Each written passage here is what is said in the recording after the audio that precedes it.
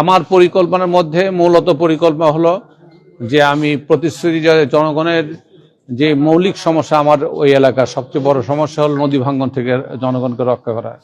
এটা আগে ছিল এই এলাকার মানুষ বিরাঞ্চল, যেটা আমাদের মেইনল্যান্ড, সেইখানে নদী ভাঙ্গন থেকে আমরা চেষ্টা করেছি মানুষকে রক্ষা করার জন্য 2001 থেকে 4, 5, 6 পর্যন্ত।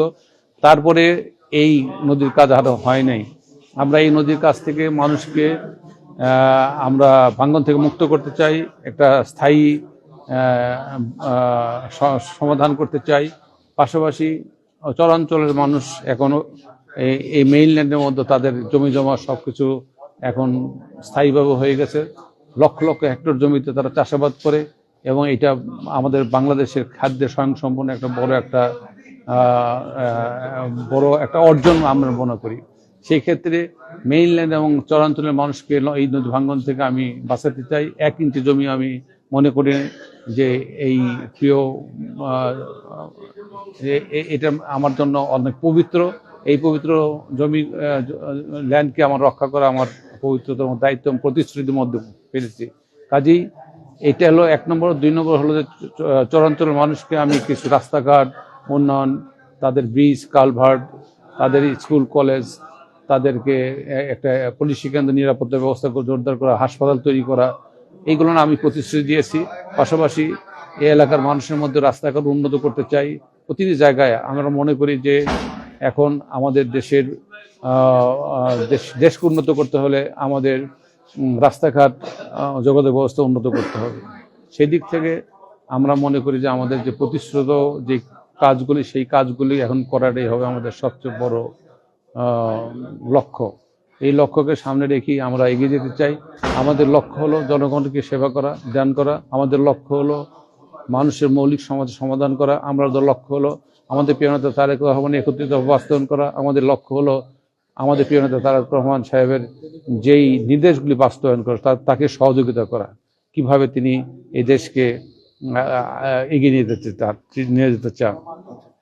অবশ্যই সবাইকেই, দলমত নির্বিশেষে সবাইকে আমরা ঐক্যবদ্ধ করে আমরা এগিয়ে নিয়ে যেতে চাই।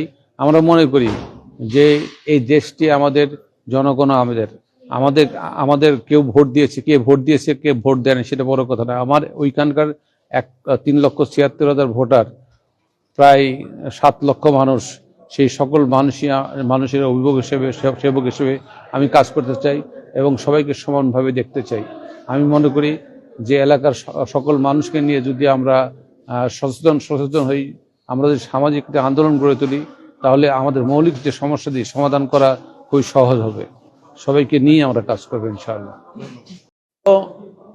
আমাদের সাধারণ মানুষ যারা আমার সারিয়াকান্দি সোনাতলার ধানের শীষের প্রতীককে আমানত হিসেবে মনে করে এবং বিশ্বাস করে যে ধানের শীষে বিজয়ী হলে তাদের ভাগ্যের পরিবর্তন হয়, তাদের মৌলিক সমস্যার সমাধান হয়, তারা ভালো থাকে, সুস্থ থাকে, শান্তিতে থাকে, স্বস্তিতে থাকে, এই সাধারণ মানুষগুলো আমি দেখেছি এবার তারা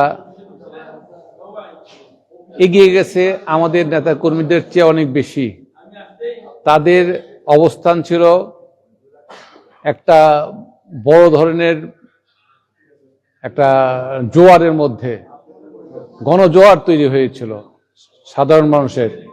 এটার পিছনে আমাদের প্রিয় নেতা, আমাদের চেয়ারম্যান বিএনপির তারেক রহমান সাহেব, যিনি ঢাকায় এসে তিনি বক্তব্য দিয়ে গেছেন, সেটাও বগুড়ার মানুষকে আন্দোলিত করেছে, ঐক্যবদ্ধ করেছে এবং সাধারণ মানুষের মনে দাগ কেটেছে যে তাদের প্রিয় নেতা এবং তাদের প্রিয় নেত্রী দেশনেত্রী বেগম খালেদা জিয়ার মৃত্যুর পরে আজকে তারেক রহমান এই দেশের হাল ধরতে চায়, এই দেশের সেবা করতে চায়। এদের বিশ্বাস করে তারা যে বিএনপি এবং জিয়া পরিবার এবং তাদের সুযোগ্য উত্তরসূরি তারেক রহমানের মাধ্যমে বাংলাদেশকে একটা অনন্য উচ্চতায় নিয়ে যাওয়া সম্ভব। তাই সাধারণ মানুষের মধ্যে দেখেছি এটা, যে সাধারণ মানুষ এগিয়ে গেছে আমাদের নেতাকর্মীর চেয়ে অনেক দূরে, অনেক এগিয়ে গেছে।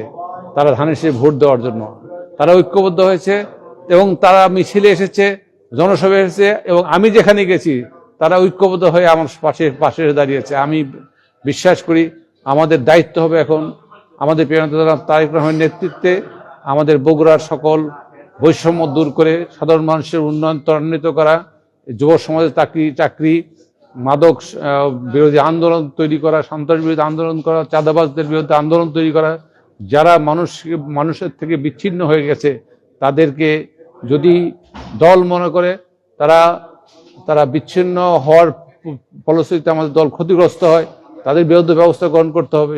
সামগ্রিকভাবে আমরা মনে করি এই দেশ এবং জনগণের স্বার্থে আমরা সবকিছু করতে প্রস্তুত। আজকে আমরা খুশি হয়েছে ওইটুকুই যে আমরা এখন জনগণের সেবা করতে প্রস্তুত হয়েছি। আমরা জনগণের সেবা করতে চাই। আমাদের জনগণ আমাদের দিকে তাকিয়ে আছে, আমাদের সারা বাংলাদেশের মানুষ তাকিয়ে আছে আমাদের প্রিয় নেতা জনাব তারেক রহমানের দিকে।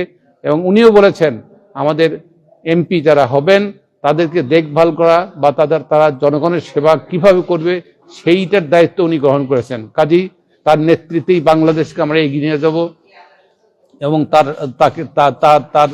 তাকে আমাদের ঘনিষ্ঠভাবে তার নির্দেশ মান্য করে আমরা জনগণের সেবা করাই আমাদের মূল লক্ষ্য হবে। সবাইকে ধন্যবাদ। আসসালামু আলাইকুম।